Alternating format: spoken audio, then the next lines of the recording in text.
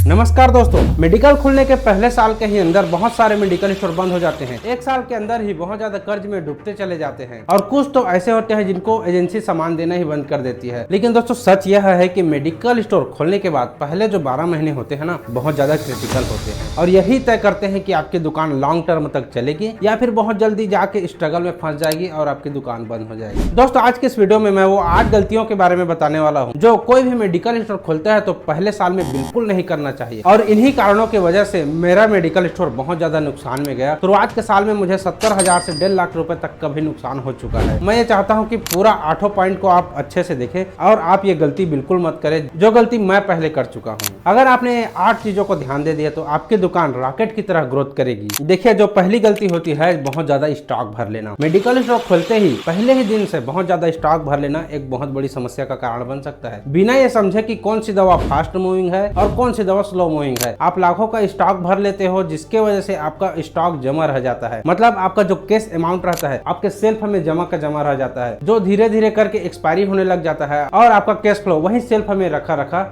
खत्म हो जाता है। याद रखिए दोस्तों, पहले साल में आपको बहुत लिमिटेड स्टॉक के साथ डिमांड समझना सबसे ज्यादा जरूरी होता है और यही सबसे सेफ स्ट्रेटेजी भी होता है। अगला है मार्जिन देख करके परचेसिंग करना। कई नए मेडिकल स्टोर वाले ये सोचते हैं कि जिसमें ज्यादा मार्जिन मिल रहा है उसको लेने से बहुत ज्यादा प्रॉफिट होने लग जाएगा, लेकिन इसकी रियलिटी ये है अगर आपकी दवा बिक नहीं रही है तो वह मार्जिन सिर्फ कागजों पर ही होगा। मतलब डॉक्टर प्रिस्क्राइब नहीं कर रहे हैं, आपकी लोकल में उसकी डिमांड नहीं है। आपने हाई मार्जिन की मेडिसिन तो सामने रख ली जिसमें बहुत ज्यादा प्रॉफिट मिलेगा करके, लेकिन अगर वह सेल्फ में रखा रहेगा तो वो धीरे धीरे वह कब एक्सपायरी में बदल जाएगा आपको पता ही नहीं चलेगा। आपको बस ये लगेगा कि मेरा दुकान तो मेडिसिन से भरा हुआ है, लेकिन जब वह बिकेगा ही नहीं तो आप प्रॉफिट कैसे कमाओगे। इसीलिए फार्मा बिजनेस का एक रूल होता है, मार्जिन प्लस फास्ट सेल हमेशा हाई मार्जिन और नो सेल से तो बेहतर ही होता है। अगला होता है उधारी। पहले साल में सबसे ज्यादा नुकसान उधार सेल की वजह से होता है। नए नए मेडिकल स्टोर ऑनर ये सोचते हैं कि जान पहचान रिश्तेदारी अपने दोस्त यार को अगर हम लोग उधारी दे देंगे तो हमारे कस्टमर बनते जाएंगे, लेकिन यह बिल्कुल गलत है। आपको बहुत बुद्धि से बिजनेस करना पड़ेगा क्योंकि आप उनसे कैश फ्लो वापस नहीं ले सकते और पता नहीं उनसे कब आपको पैसा वापस मिलेगा। और यही बात नहीं, आप अपना कस्टमर को बढ़ाने के लिए उधार देना चालू कर देते हो। अरे भैया 10 रुपए का उधार दे दो, वो पैसा वापस किया, फिर 20 रुपए का उधार दे दो, फिर 40, फिर 50, ये 100, 1000 कब बढ़ जाएगा आपको पता ही नहीं चलेगा और जिसके वजह से आपका कैश फ्लो फंस जाता है और इसी चक्कर में आपका बहुत ज्यादा नुकसान भी हो जाता है। इसीलिए मेरे दोस्त आपको यह समझना पड़ेगा, उधार से आपकी सेल तो बढ़ तो जाएगी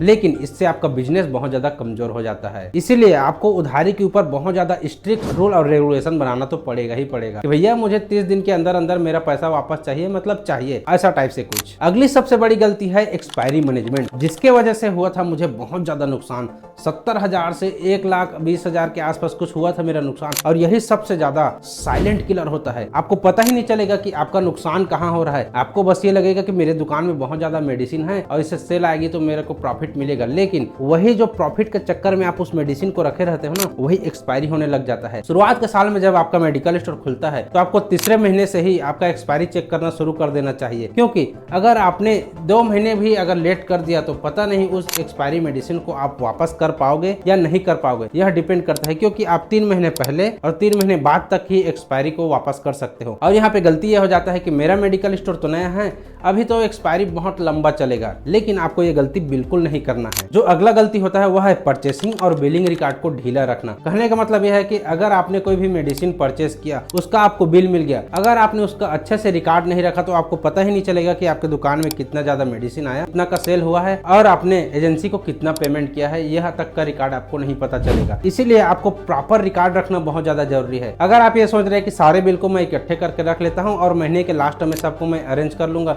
तो बहुत ज्यादा दिक्कत होने वाला है मेरे दोस्त। और इसी चक्कर में जब अगर कोई ड्रग इंस्पेक्टर आपके दुकान में आएगा और बोलेगा कि फलाना मेडिसिन का मुझे रिकॉर्ड बताओ तो आप फंस जाओगे, क्योंकि आपका बिल तो अरेंज नहीं है तो क्या रिकॉर्ड निकाल करके दिखाओगे। 101% बोल रहा हूँ, बहुत लोग करते हैं ये गलती को। अगला सबसे बड़ी गलती होती है प्राइस में डिसिप्लिन नहीं रखना। देखिए, मेडिकल स्टोर में बहुत ज्यादा जेनरिक मेडिसिन होता है और बहुत ज्यादा ब्रांडेड मेडिसिन भी होता है। ब्रांडेड मेडिसिन में आप आराम से 10% 12% तक डिस्काउंट कर सकते हो, लेकिन जेनरिक में बहुत ज्यादा प्रॉब्लम होता है। कहीं पे कोई मेडिसिन 50 रुपए में बिक रहा है, तो वहीं कोई मेडिसिन कहीं पर 100 रुपए में भी बिकता है और कहीं कहीं पर तो 30 रुपए में भी बिकता है। लेकिन आपको एक रूल बनाना पड़ेगा। आपके मेडिकल स्टोर में अगर उस मेडिसिन को आप 50 में बेच रहे हो तो आपको हर कस्टमर को भी 50 रुपए में ही बेचना पड़ेगा, क्योंकि आपको यह समझना पड़ेगा अगर आप एक ही मेडिसिन को अलग अलग रेट में बेचोगे तो आपके कस्टमर टूटने लग जाते हैं, जिसकी वजह से आपका इमेज भी खराब होगा और लोग ये समझेंगे कि यह किसी को कम में देता है, किसी को ज्यादा देता है। इसीलिए आपको प्राइस पॉइंट को भी देखते हुए काम करना पड़ेगा। अगर एक बार कस्टमर का आदत बिगड़ा कि भैया यहाँ दवाई का रेट कम कराने पे और कम हो जाता है और कम हो जाता है, तो बार बार आपसे कम करवाएगा और इसकी वजह से आपका इमेज भी खराब होगा और कस्टमर भी टूट जाएगा। इसीलिए बोल रहा हूँ आपको एक फिक्स्ड रेट रखना ही पड़ेगा जेनरिक मेडिसिन का कि भैया मुझे इतना में बेचना है, मतलब इतना में ही बेचना है।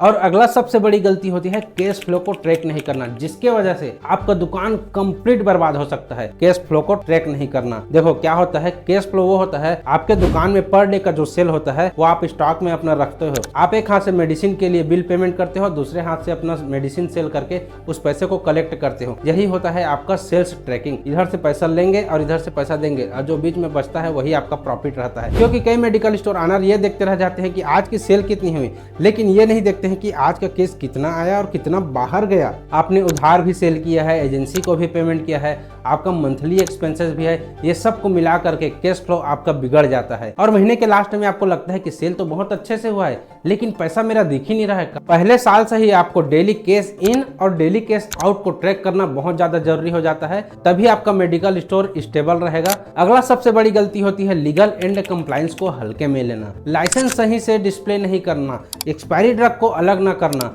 शेड्यूल मेडिसिन को प्रॉपर रिकॉर्ड नहीं करना, फ्रिज को एकदम से इग्नोर कर देना, कभी आपका फ्रिज चालू है कभी बंद है, यह बहुत ज़्यादा प्रॉब्लम करता है।